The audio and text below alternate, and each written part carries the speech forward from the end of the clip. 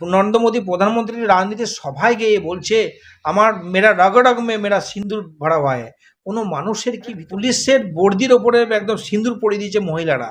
এটা একটা নির্লজ্জজনক দুঃখজনক ঘটনা। সর্বপ্রথম বলি, এই যে অপারেশন সিন্দুর, অপারেশন সিন্দুরটা যদি সফলতা হয়, সেটা হচ্ছে আমাদের ভারতবর্ষের সেনাবাহিনী, এয়ারস্ট্রিক এয়ারস্ট্রিক যেটা করে, এয়ারফোর্স, নেভি এবং আমাদের বিএসএফ এর জওয়ানরাও কিন্তু এর সফলতার মালিক। সেক্ষেত্রে ওদেরকে বাদ দিয়ে নরেন্দ্র মোদীর রাজনীতির সভায় গিয়ে যে ধরনের সেনাবাহিনীকে বদনাম করছে, যে ধরনের নিজেকে মানে অপারেশন সিন্দুরটাকে নিয়ে ২৬ জন যে মারা গেল পেহেলগাঁওয়ে, তাদেরকে নিয়ে যে ধরনের রাজনীতি করছে, অত্যন্ত নির্লজ্জজনক ঘটনা, দুঃখজনক ঘটনা।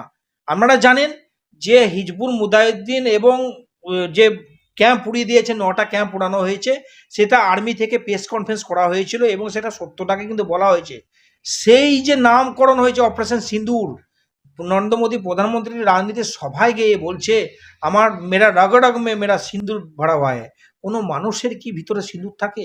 এই যে কথাবার্তার মধ্যে কোনো বেস নেই। আমি একটা কথাই বলবো, সব নিয়ে রাজনীতি করছেন, অপারেশন সিন্দুর নিয়ে রাজনীতি করছেন, মানে দেশ নিয়ে রাজনীতি করছেন, অর্থাৎ সেনাবাহিনীকে রাজনীতি করবেন না। সেনাবাহিনী যেটা সত্য ঘটনা ওটা সামনে প্রেস কনফারেন্স করে জানানো হয়েছে, অতএব সব নিয়ে রাজনীতি করুন, কিন্তু সেনাবাহিনী নিয়ে রাজনীতি করবেন না, এটাই অনুরোধ। এবং সব ক্ষেত্রে বলছে, অমিত শাহজি এসেছিল, হোম মিনিস্টার আমাদের ভারতবর্ষের, সেদিন ডাইরেক্ট বলছে এই যে কৃতিত্বটা নরেন্দ্র মোদীর কৃতিত্ব নয়, এটা হচ্ছে পুরাপুরি কিন্তু সেনাবাহিনীর কৃতিত্ব। কারণ সেনাবাহিনীকে রাজনীতিতে জড়াবেন না।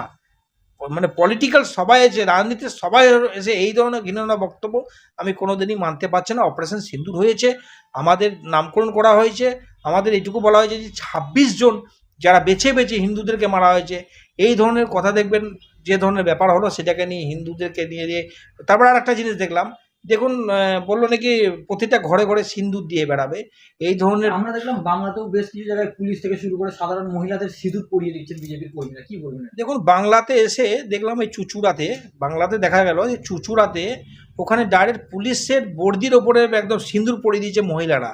এটা একটা নির্লজ্জজনক দুঃখজনক ঘটনা। কারণ সিঁদুর পরাবার অধিকার তার স্বামীর থাকে, যে তাকে মানে বধূ করে নিয়ে আসে তার তার স্বামীর থাকে, ওদের আর কারো থাকে না। আমরা জানি দুর্গাপুজো যখন হয় তখন কিন্তু আমাদের সিঁদুর মানে আপসের মধ্যে সিঁদুর মাখামাখি হয়, সেটা একটা আলাদা জিনিস।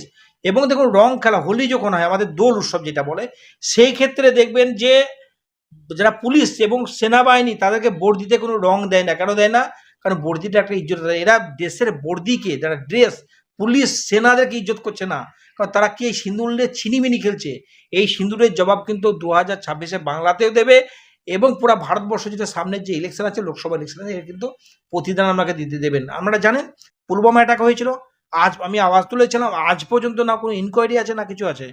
কিন্তু এখন মানুষ কিন্তু প্রশ্ন করছে এসব ড্রামাবাজির জন্যে, যে পেহেলগাঁও অ্যাটাক যেটা হলো সেটা কিন্তু প্রশ্ন চিহ্ন করে দিল। এটাও কি সেকেন্ড পুলওয়ামা তো নয়?